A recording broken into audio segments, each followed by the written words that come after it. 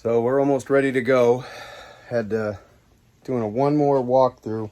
You ever do a walkthrough? You do a walkthrough because you don't know if you forgot something. And you know you're going to forget something. I mean, it's inevitable. I'm going to forget something. Well, we're finally ready. You know how these things work. It's Murphy's Law. So we were supposed to leave earlier, but you know, you leave when it's time to leave. And it's time to leave when you're ready to leave. Or whatever. We gave ourselves extra time to get out there, so we're actually doing this in 3 days. If we had to, we could do it in 2 or even 1 if we were crazy.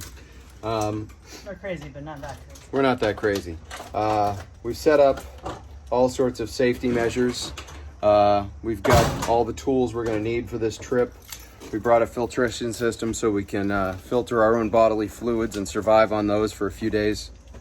No, we're not doing that. So the basic idea is that we have enough food and supplies.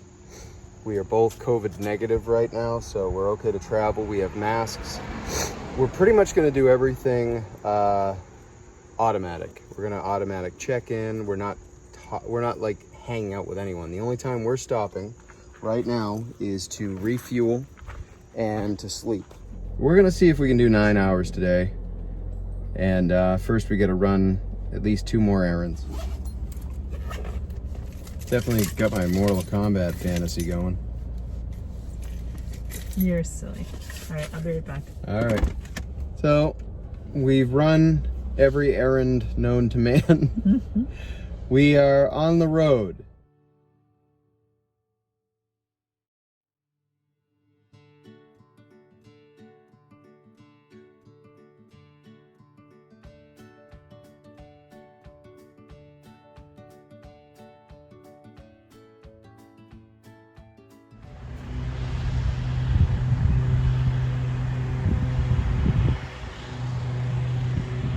Look at that, there's a guy mowing the lawn. If only you had an animal to do it. It's only the perfect environment for it. All right. So we're in Fishkill, New York. Yep. So, like I said, we got a late start. And It was the time I thought we were going to be leaving. what are you gonna do, you know? We had It's a lot of fine. stuff to get ready. Again, you know, like I said earlier, it's we don't have any hard, you know, destination time. Right. We could stop at multiple points along the journey. And this is something that I notice all the time, and since we're going to grazing school, something about the environment that I feel like a lot of people don't see. Of course, Teresa's familiar with it. One, because she's familiar with it, but also she's heard me talk about it for over 20 years.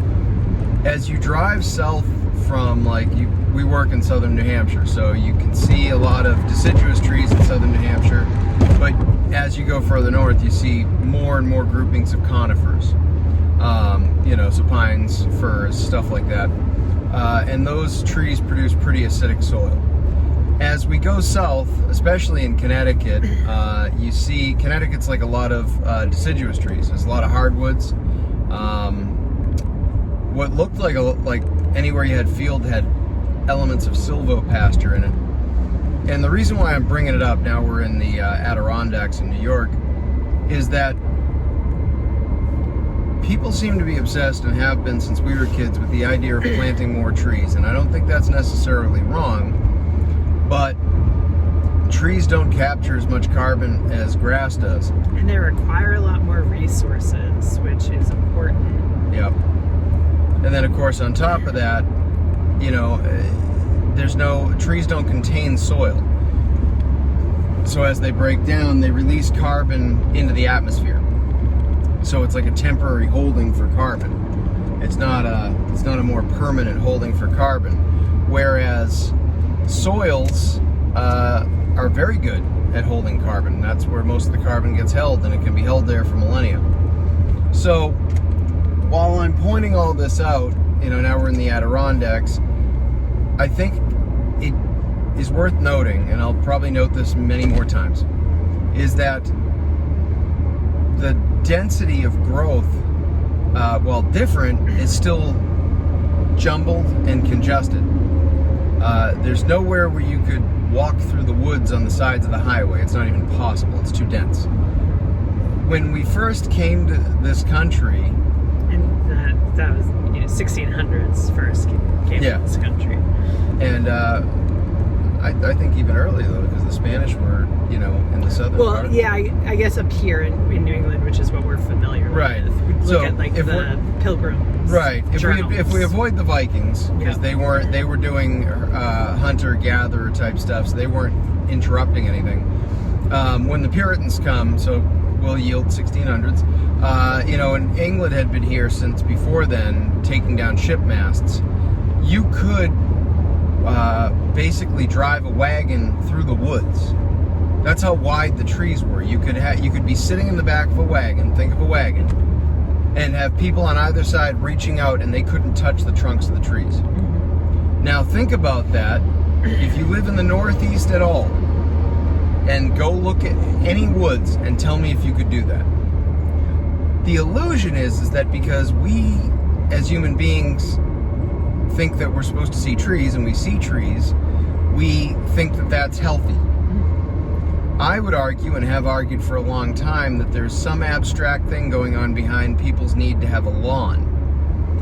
And from what we've been talking about for years is that it looks like when you let animals, ruminants, graze an area, right after they do a heavy mob graze, you get what looks like a lawn. Yeah. And I think our primate brain sees that and goes, oh, that's good. That means there's food and there's shelter and there's things. We're safe. We have resources. We've tricked ourselves into seeing resources and recreating the effect of resources where there aren't any. So, I don't know. I felt the need to mention it just because we're here now and I'm seeing all this growth, but I'm not seeing animals. Super tangled undergrowth that you can't see 2 feet into the woods, which is, other than a fire hazard, is definitely not how the land was managed by the indigenous people. And Europeans coming over here, I don't know how they manage their land actually in Europe now, but what has happened since the conservation started was, conservation means let it go back to its natural state, except it never was in a natural state. It was always managed in some way, shape, or form, and it may not be exactly the same as we would need to do now, but it had been happening for thousands of years, so it didn't really require that much management, I think, our active management. Now we have to go back through and really manage the land and really assess and take out things that are preventing positive growth and support the systems that add positive growth, that help with both wildlife and domestic animals, and it's kind of sad to see how dense these areas are. So one of the things we were just talking about, and we're listening to Savory talk about it in his book, is that the rest periods, this idea that you can fix nature by just leaving nature alone, that is the mechanism that they started with when I was a kid. Smokey the Bear dealt with only you can prevent forest fires.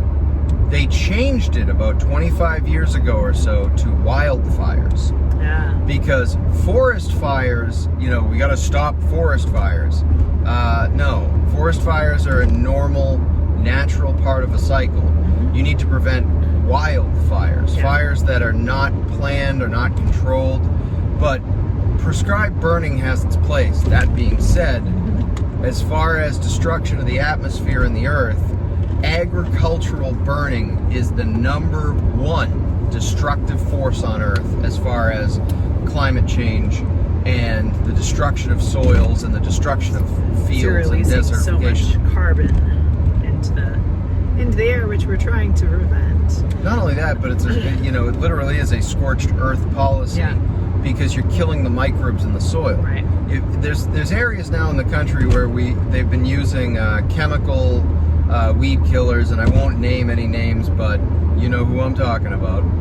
And there's sections where they plowed down corn that wasn't just looking right, and 3 years later, that corn's still sitting there on the ground, undecomposed. Now, which is crazy. Oh, it's insane. And for some reason, we don't make the connection, and I think I understand why. You know, I'm going to backtrack a little. As a hunter, you look for an animal's food source, its area where it beds down, and a water source. If you have those things, there's a very good chance you're going to find an animal. That's just the way it works. And so in the last 30 years, hunters have been trying to, I'll grow a food plot for the deer. Great. The deer doesn't hang out in one place and just eat that. The deer has different nutritional and dietary. The animals aren't stupid. Animals know how to pick their food and what is going to work for them. Now, maybe once in a while you don't have that and the animal's kind of a screwy and so it picks the wrong things. Most animals know what they need to eat. And then there's humans who, for some reason, can't figure this out. We cannot seem to figure out, oh my goodness, that's pretty.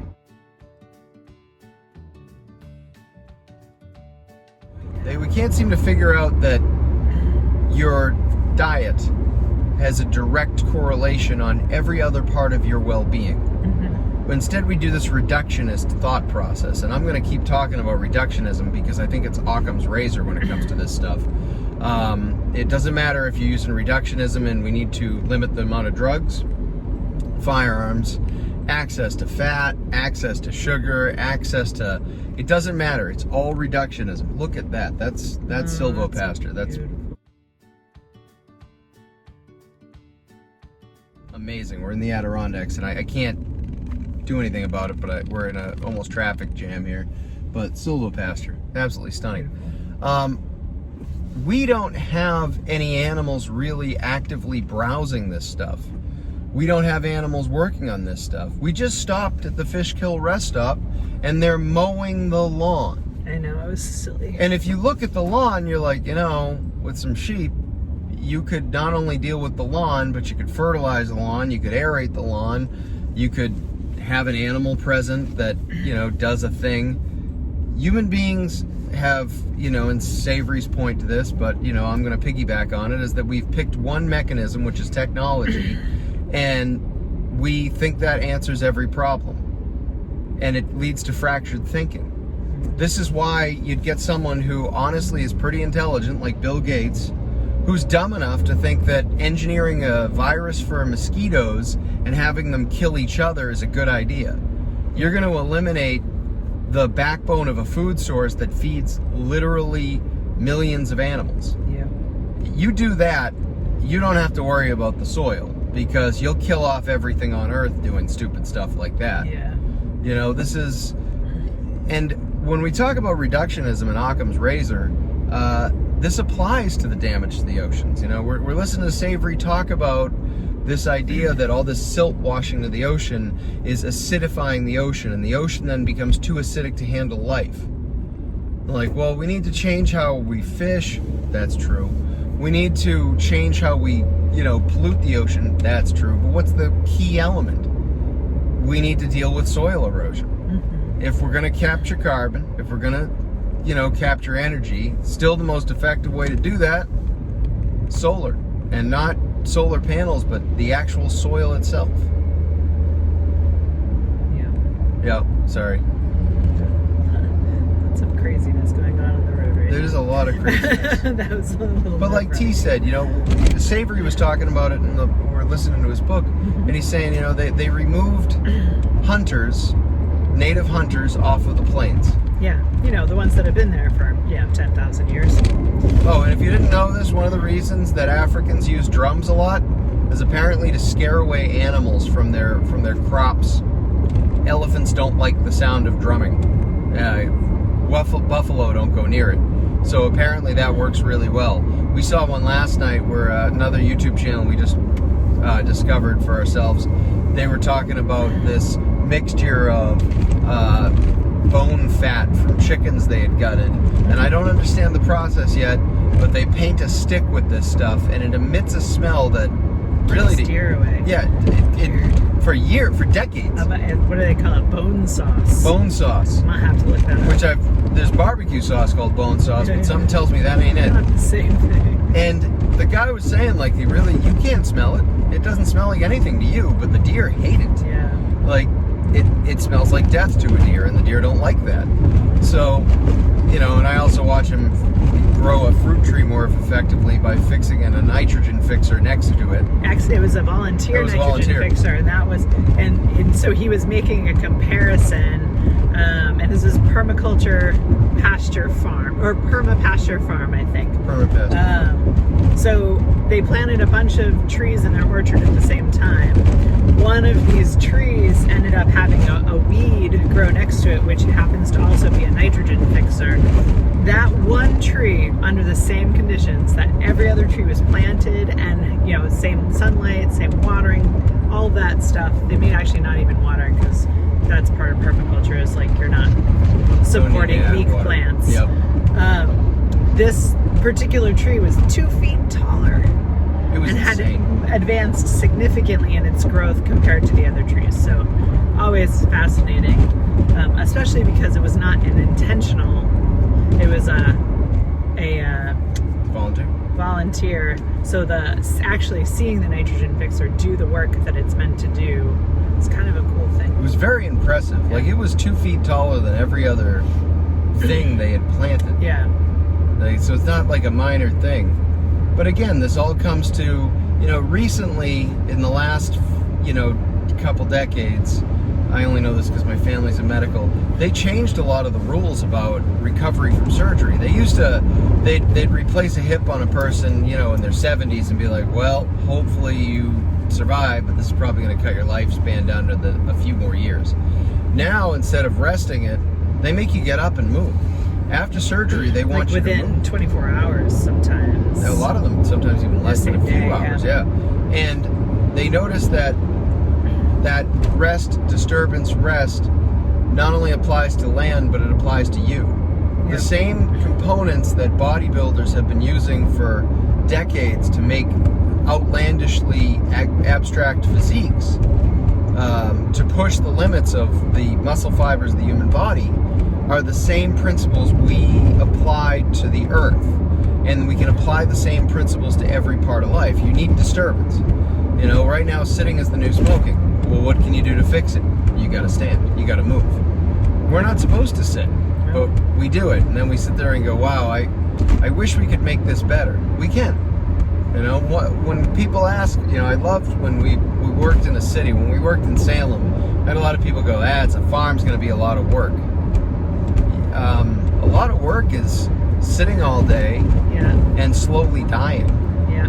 So the idea that it's going to be a lot of work, people are like, you don't know how much work. Hey, I'm looking forward to that work. Yeah. Because it means that I don't have to go to the gym. Bingo. Years ago, I say this all the time. Years ago, when I was a trash man, I worked on a truck, and it wasn't uncommon for a shaker, which is the person on the back of the truck, to throw 8 to 12 tons of trash in a day. I never needed to worry about my back or my joints. I was as healthy as a horse. Yeah. I didn't have problems. I gained weight on a truck because I used to eat out of people's trash. I also never got sick doing any of it. Yeah. I never got, in 6 years, I didn't get sick once. You know, I didn't call into work sick. I call into work sometimes with the liquid flu, but I didn't call into, and I don't even think I did that. But I called into work, you know, I didn't have to call into work sick. Prior to that, we worked in a hospital. We both did powerlifting, so we were both strong as oxes. I mean, she used to do like 5,000 to 8,000 calories a day. And that was mostly protein.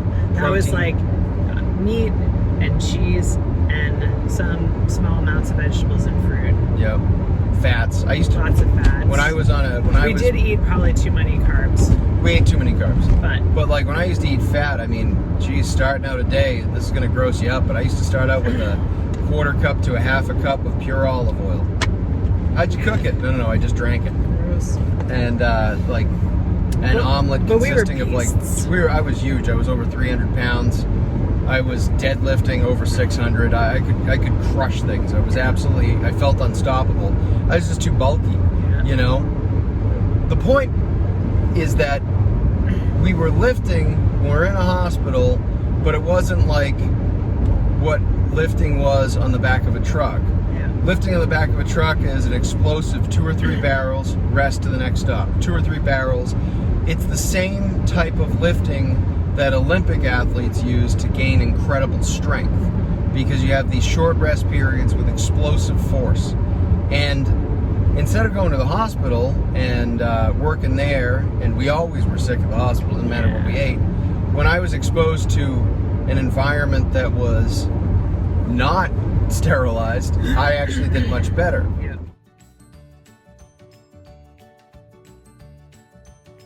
Now, to go back to the book I brought up earlier, Eastern Deciduous Forest, is something I've been obsessed with since I read it in the 90s, was that it's pretty reasonable to look at a forest of conifers like we have way up north and say, you know, there's not a lot of biodiversity in conifer forests.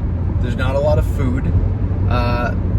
If you want to see chaos, if you want biodiversity, that's easy. Cut down an acre of conifer forest and see what happens. And it really only takes one season. You cut them down, the next season, chaos. The amount of growth you will see will boggle your mind. Yeah. And it's not one tree.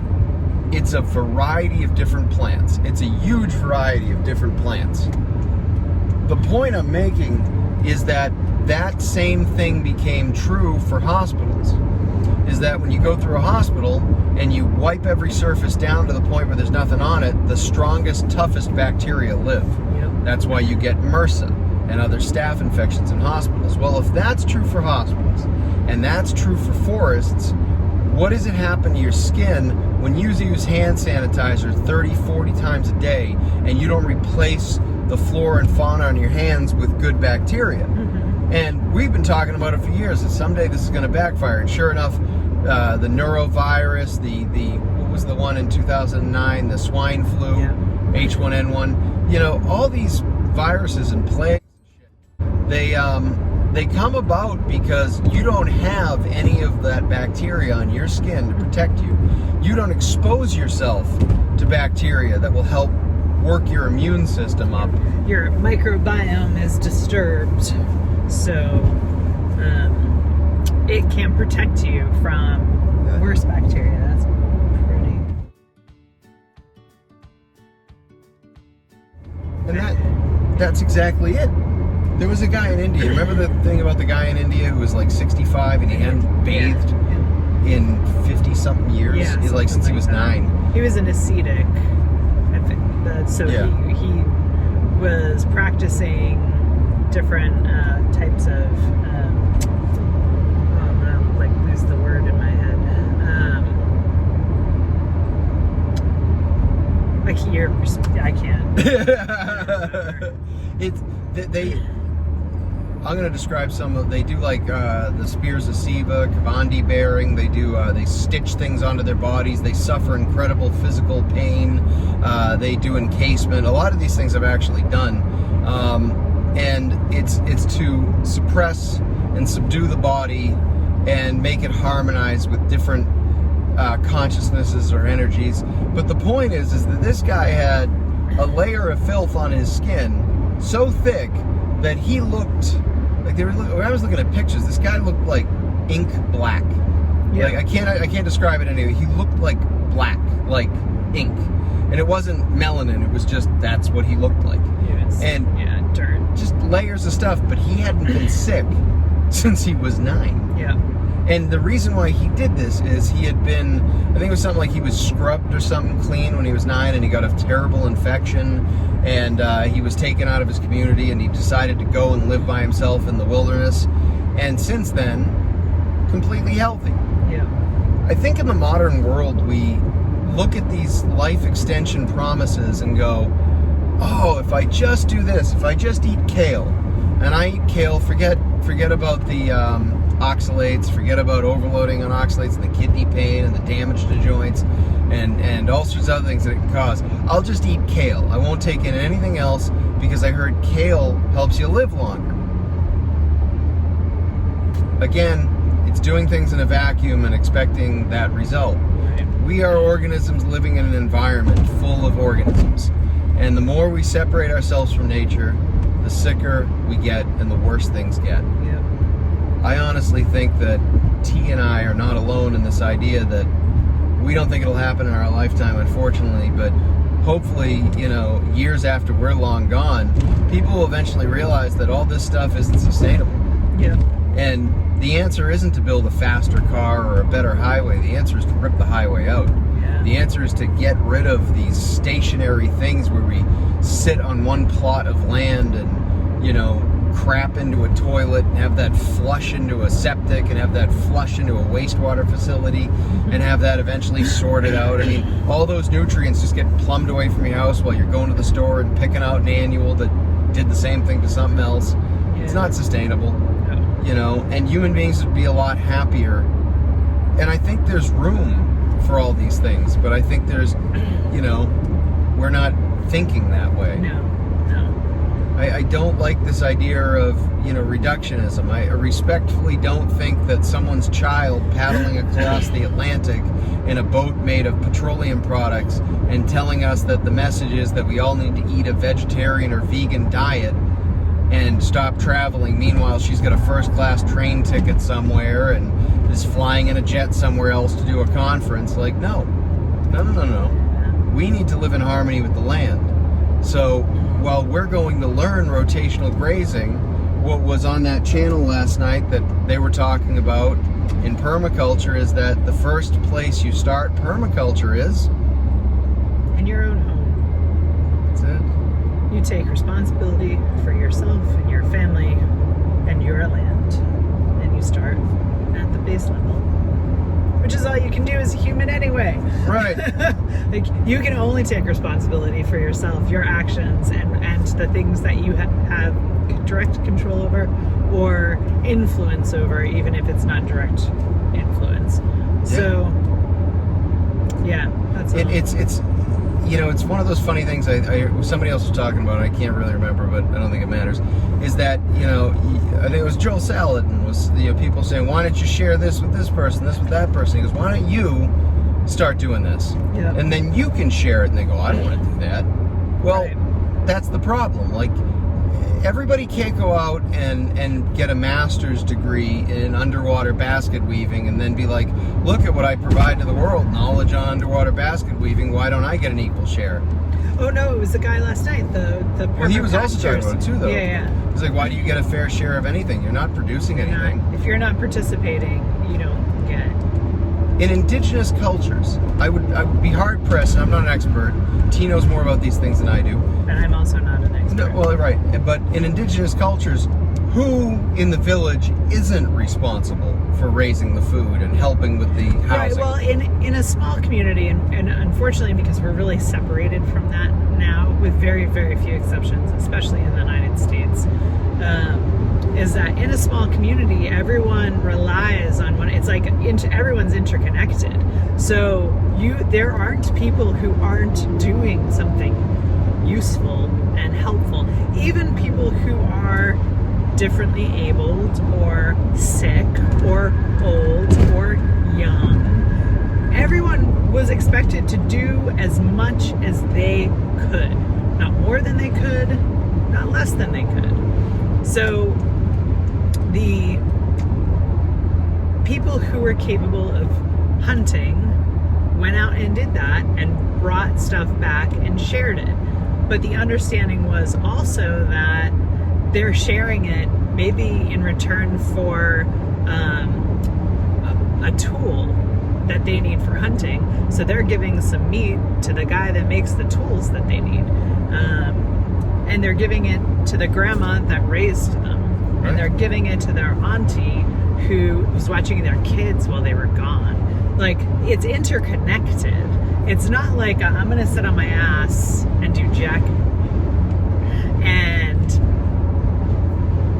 I get something. Right. Because I am owed something. Yeah, what's my percentage? What do I get? That's not the same thing as, like, I'm doing what I can do based on my skill and need level, and it's something that is needed by the community. That's the other key point there.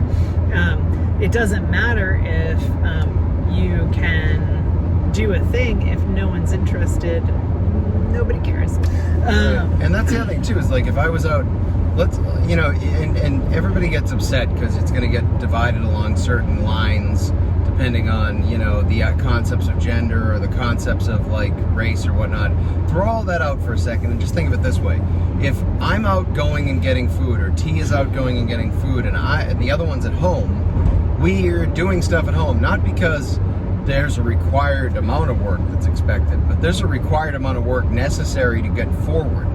And right, like this is how you survive. yeah, it's not, and it's a very like attractive and dangerous idea to take the concept of looking at small tribal societies and saying, well, they all work together and they all share in the bounty, therefore we should set up a top-down control system to force it. No. What they're doing is still based on this idea of, do you have something worthwhile for me? Are you a contributor or not? Right. Do you sit in your, you know, wigwam or, you know, mountainside villa or whatever, and you go, I'm fine, I'm okay, I don't need anything. And then whenever somebody shows up with meat from the hunt, you go, well, I get a part of that. And then you go back and you do nothing. Well, there's wildfires. Yeah, but I don't do wildfire. I don't deal with that. I don't want to. Well, pretty soon no one in the village is going to associate with you because you don't provide anything of value that's based on survival. And when people say, yeah, but in a modern world, that shouldn't be our main goal, in my opinion, you sound like spoiled royalty at that point. The only person in the history of the world that's been able to sit on their ass and just get things provided for them is the king. And usually that's someone who duped everybody else into thinking that they belong sitting up there doing that. You know, in ancient Ireland, among indigenous people, the person who leads is the strongest, smartest, fastest, most empathetic. Like, you can't just be one of these things because eventually it'll cause a fracturing in a community. A sustainable community requires all of those things. And on top of that, it requires every generation to build on it and requires a handing of the torch. We removed all these things. We convinced ourselves that we deserve things. We should have a lot of free time and we should be able to just explore pursuits. And if this idea engages you, then just here's a free education. The reality is that we know as human beings, anything free, we don't respect it. We treat it like crap. Anything that has value that we have to work for, we cherish. So why is life any different now? We still have to survive. If we really all put it on our own onus, and this is, you know, in my mind, the way this would work, you're responsible for your own life. You're responsible for dealing with a permanent way of surviving without affecting the world, a permaculture system that starts in your own backyard, and then you built out from there. We'd eliminate most of these problems in a few decades. Yeah. You know, I think it's dangerous to see us all as we deserve, because that's a very selfish mindset. Yeah. And then to paint other people who are trying to work hard and build things as being selfish because they won't give up the fruits of their labors, well, that sounds to me like putting chemicals in soil and forcing soil to grow food because you want a monocrop and you're only going to be happy if you eat that because you don't like other things, instead of listening to what the soil needs. Yeah. Definitely. Yeah. It's wild. It's a wild thing to think about that stuff.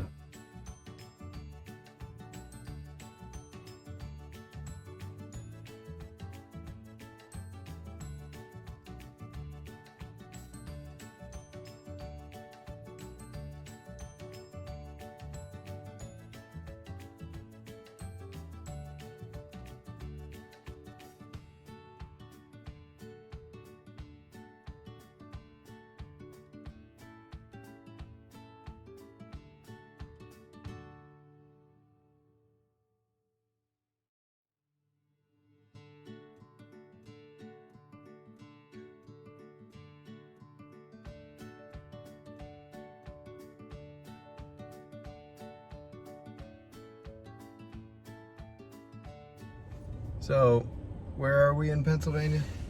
Maybe near Scranton. Well, yeah, near Scranton. Scranton. Pro Stop. Yeah, We're near Scranton. So,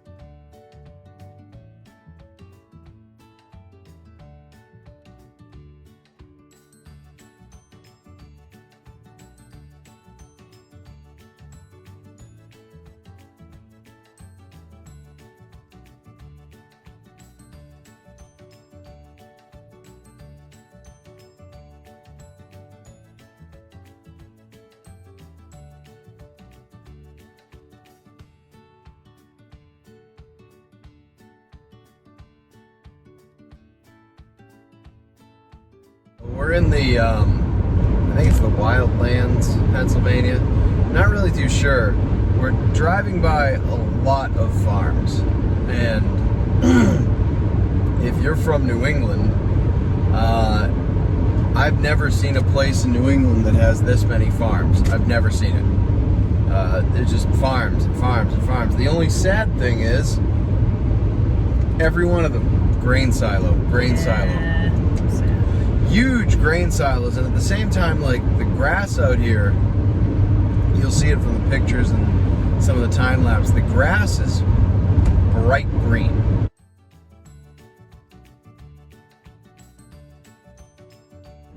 It looks like spring grass, it's so green. There's a couple shots that T took that are so green,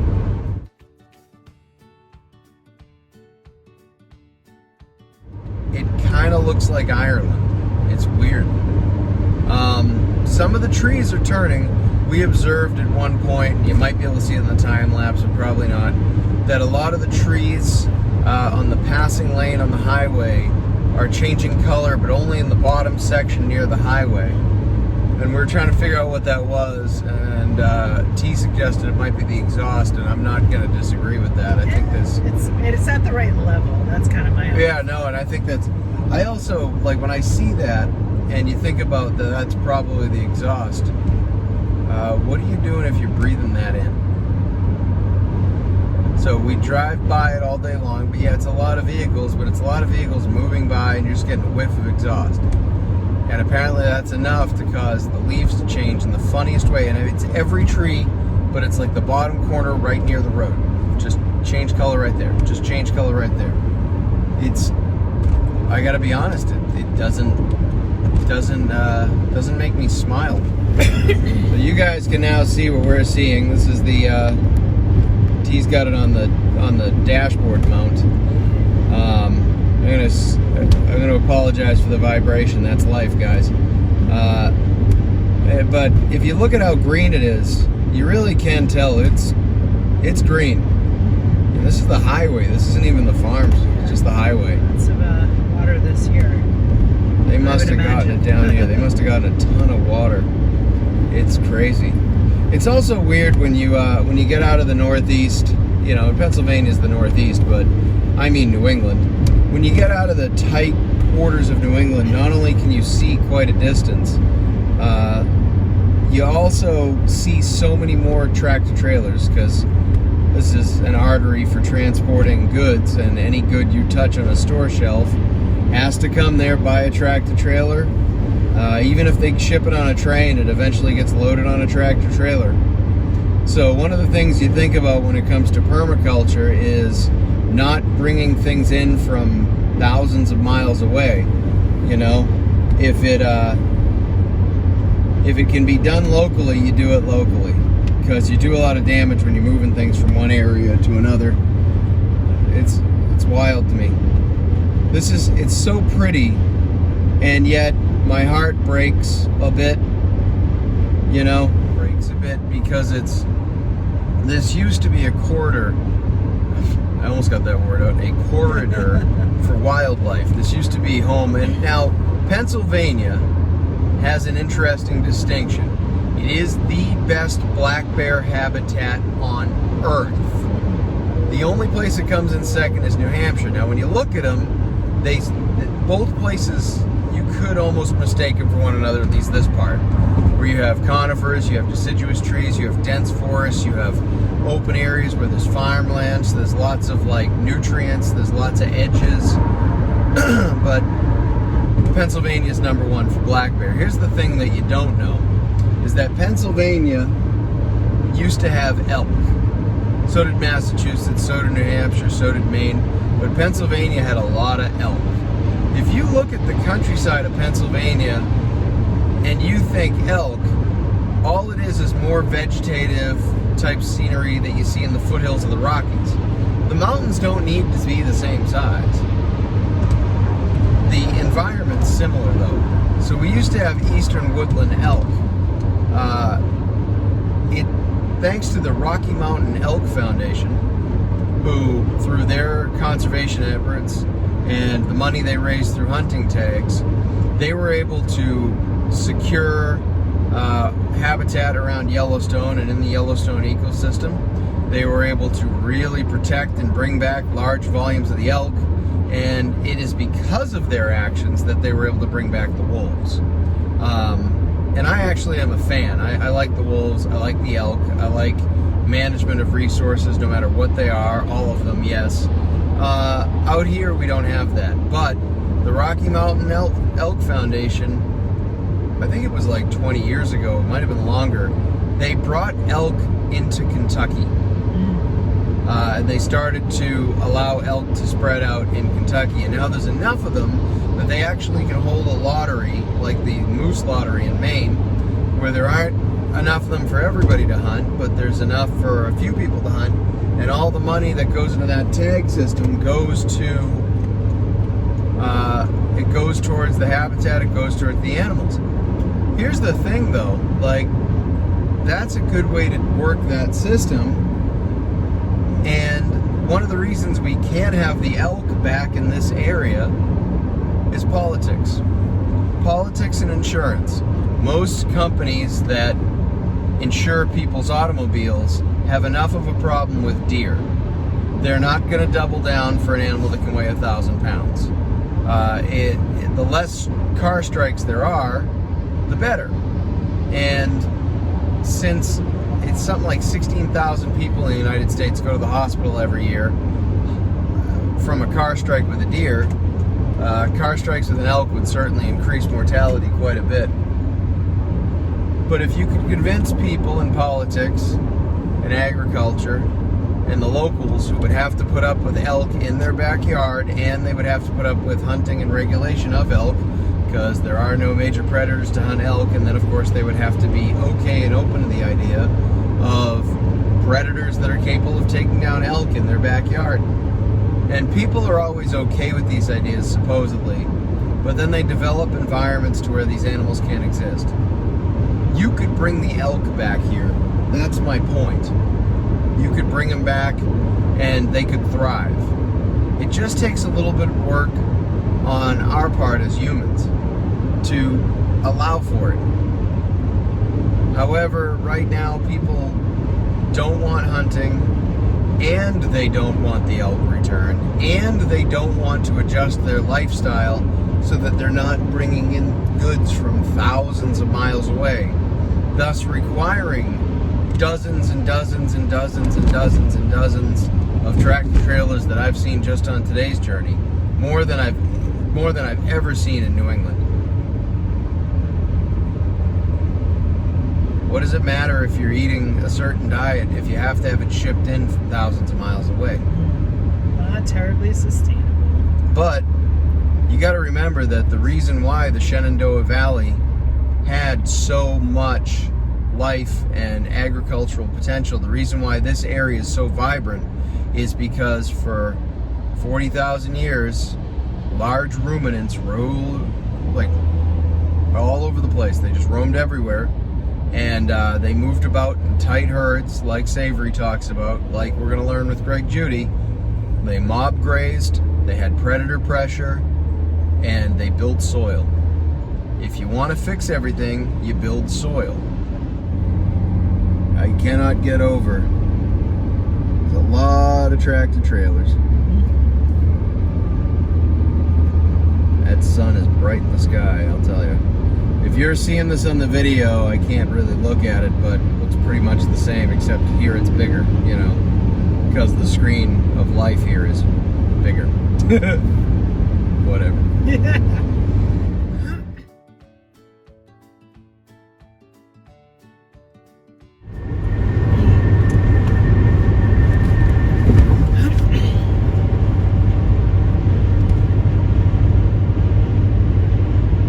That's not the moon, kids.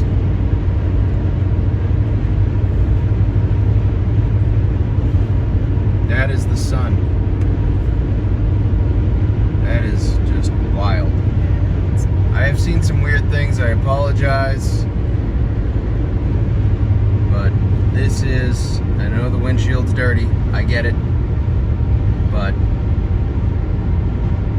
It's the sun. I think we're gonna get another peek at it when we come around. There we go. That's the sun. That is just bonkers.